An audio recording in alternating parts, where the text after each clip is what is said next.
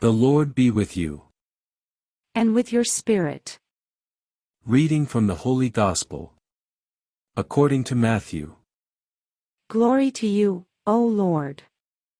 Jesus made the disciples get into a boat and precede him to the other side of the sea, while he dismissed the crowds.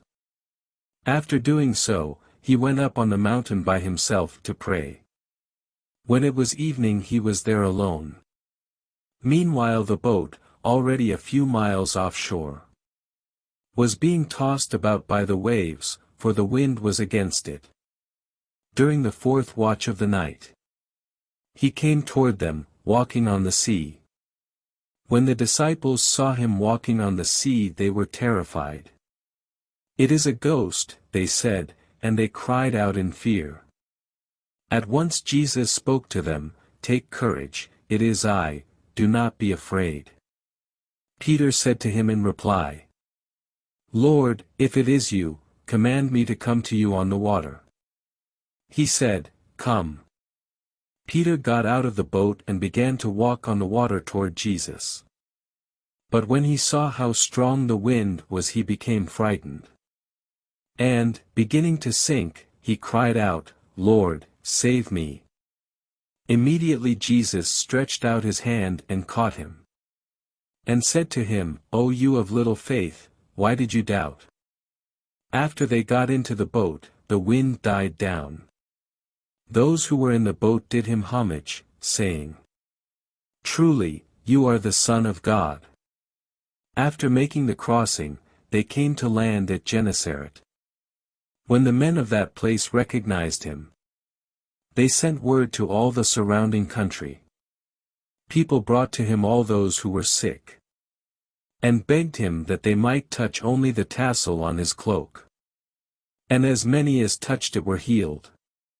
The Gospel of the Lord. Praise you, Lord Jesus Christ. Today's reflection. Facing your fears. In the Gospel passage, Peter and the other disciples were frightened by the strong winds and waves in the Sea of Galilee. Jesus, who had been alone on a mountain, came walking on the water towards them.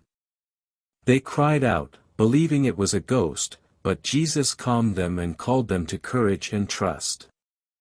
From the perspective of our fallen human nature, fear often stems from a lack of faith in God and His protective care. However, from the full truth, the disciples had no need to fear and had every reason to rejoice and be at peace. Jesus, the great I Am, was coming to protect and care for them, leading them safely to shore.